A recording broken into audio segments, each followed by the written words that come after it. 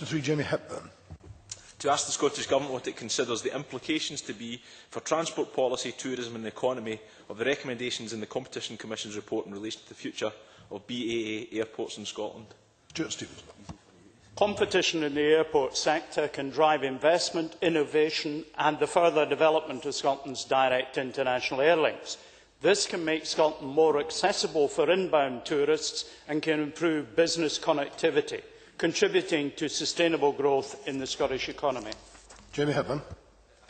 Thank the Minister for that answer. The Minister will recall that I have written to him on a number of occasions regarding this matter. Does the Minister share my concern that every opportunity to ensure that local authorities and other parts of the public sector interested in at least an equity share in any BAA airport sold should be explored?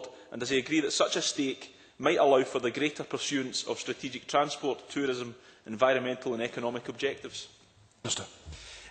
The member may be aware, as others are, that the top performing airport in the Which survey of user satisfaction in Scotland is of course a publicly owned airport, that of Inverness, and may I take the opportunity of congratulating the staff and management there for that very significant achievement. Therefore, it is quite clear that it is possible to have well-performing public airports.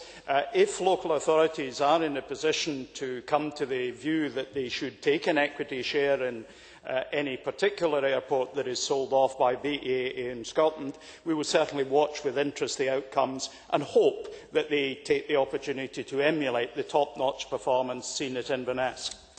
Charlie Gordon. What is the Minister's view on the 12% reduction in flights planned for this summer from Glasgow Airport? Is he alive to the danger of asset stripping prior to any sale of Glasgow Airport? Minister. I suspect, Presiding Officer, that the reduction in flights is more a reflection of the difficult economic circumstances in which we find ourselves.